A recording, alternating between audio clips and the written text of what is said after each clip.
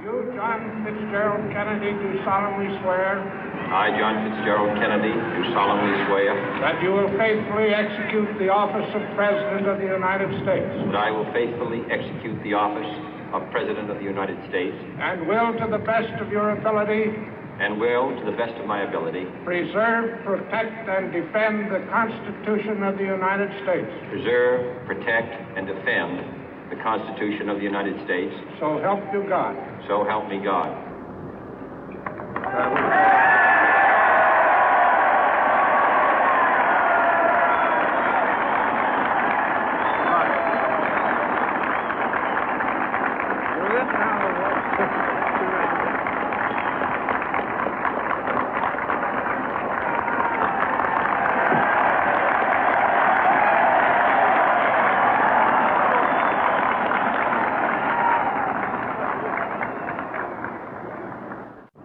Vice President Johnson, Mr. Speaker, Mr. Chief Justice, President Eisenhower, Vice President Nixon, President Truman, Reverend clergy, fellow citizens.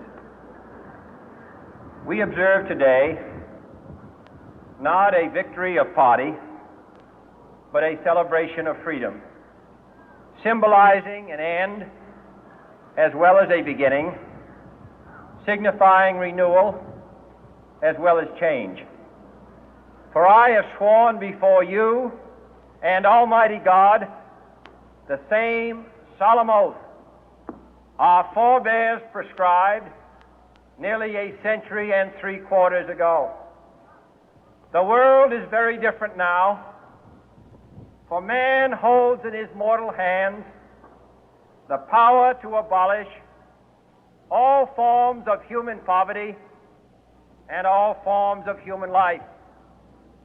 And yet the same revolutionary beliefs for which our forebears fought are still at issue around the globe.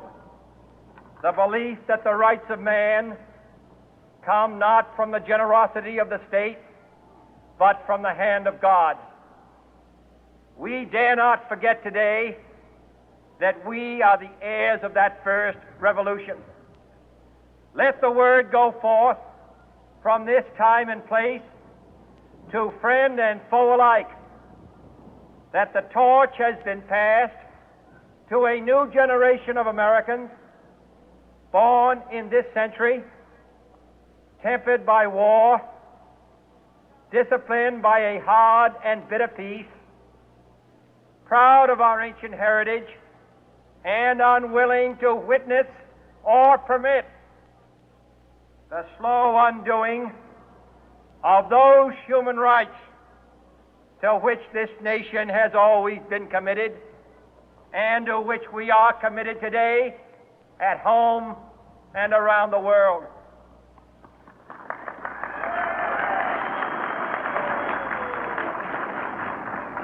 Let every nation know, whether it wishes us well or ill, that we shall pay any price, bear any burden, meet any hardship, support any friend, oppose any foe to assure the survival and the success of liberty.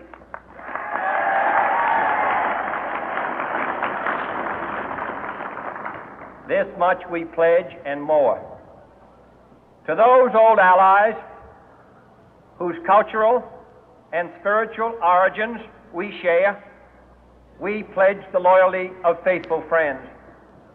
United, there is little we cannot do in a host of cooperative ventures.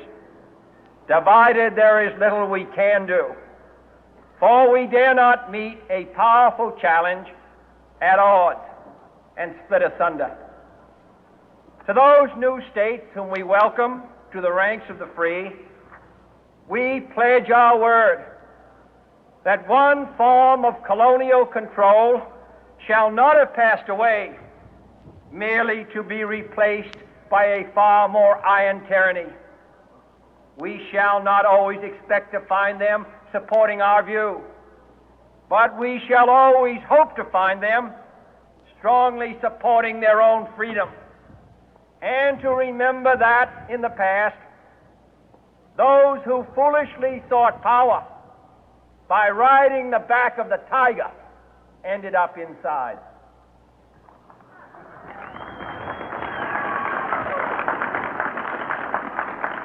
To those people in the huts and villages of half the globe struggling to break the bonds of mass misery, we pledge our best efforts to help them help themselves for whatever period is required, not because the communists may be doing it, not because we seek their votes, but because it is right.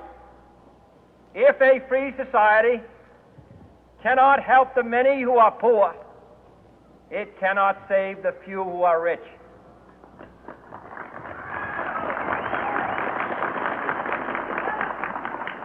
To our sister republics south of our border, we offer a special pledge to convert our good words into good deeds, in a new alliance for progress, to assist free men and free governments in casting off the chains of poverty. But this peaceful revolution of hope cannot become the prey of hostile powers. Let all our neighbors know that we shall join with them to oppose aggression or subversion anywhere in the Americas. And let every other power know that this hemisphere intends to remain the master of its own house.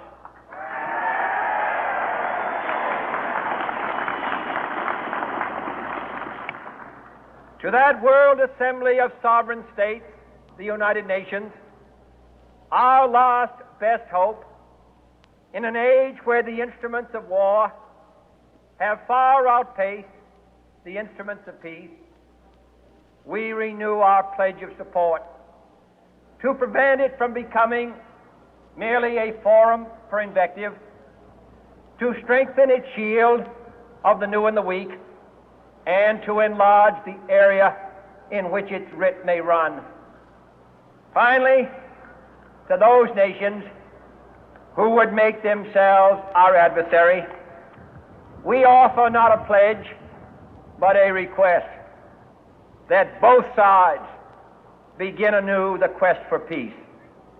Before the dark powers of destruction, unleashed by science, engulf all humanity in planned or accidental self-destruction, we dare not tempt them with weakness, for only when our arms are sufficient beyond doubt can we be certain beyond doubt that they will never be employed. But neither can two great and powerful groups of nations take comfort from our present course, both sides overburdened by the cost of modern weapons, both rightly alarmed by the steady spread of the deadly atom, yet both racing to alter that uncertain balance of terror that stays the hand of mankind's final war.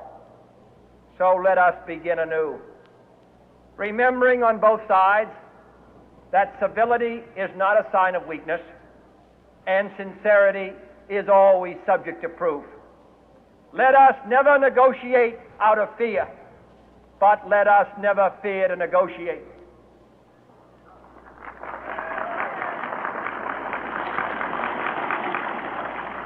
Let both sides explore what problems unite us, instead of belaboring those problems which divide us. Let both sides, for the first time, formulate serious and precise proposals for the inspection and control of arms, and bring the absolute power to destroy other nations under the absolute control of all nations.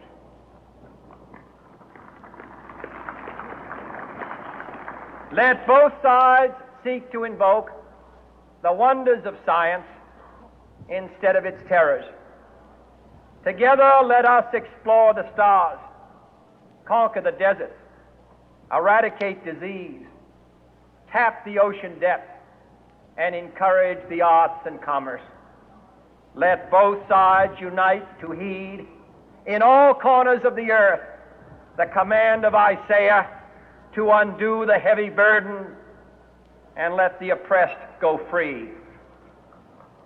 And if a beachhead of cooperation may push back the jungle of suspicion, let both sides join in creating a new endeavor, not a new balance of power, but a new world of law, where the strong are just and the weak secure and the peace preserved. All this will not be finished in the first 100 days, nor will it be finished in the first 1,000 days, nor in the life of this administration, nor even perhaps in our lifetime on this planet. But let us begin.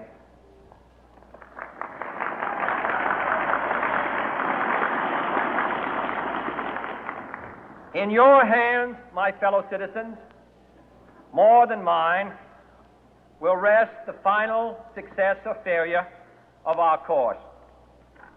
Since this country was founded, each generation of Americans has been summoned to give testimony to its national loyalty. The graves of young Americans who answered the call to service surround the globe.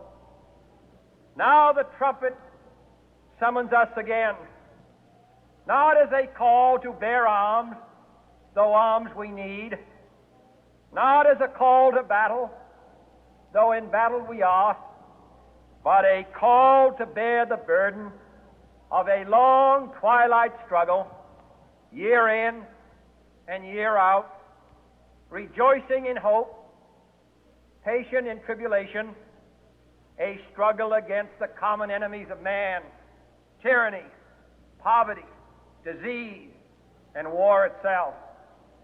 Can we forge against these enemies a grand and global alliance, north and south, east and west, that can assure a more fruitful life for all mankind? Will you join in that historic effort?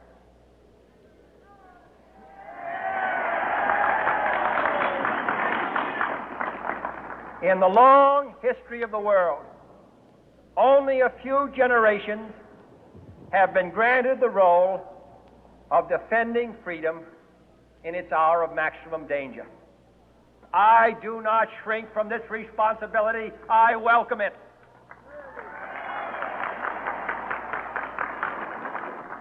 I do not believe that any of us would exchange places with any other people or any other generation.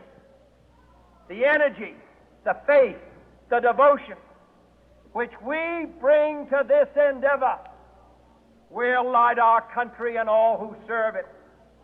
And the glow from that fire can truly light the world. And so, my fellow Americans, ask not what your country can do for you. Ask what you can do for your country.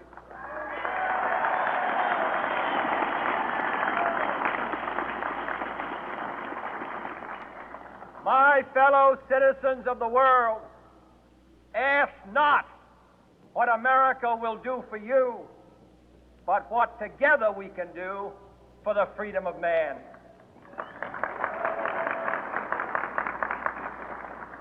Finally, whether you are citizens of America or citizens of the world, ask of us here the same high standards of strength and sacrifice which we ask of you. With a good conscience, our only sure reward, with history the final judge of our deeds, let us go forth to lead the land we love, asking His blessing and His help, but knowing that here on earth God's work must truly be our own.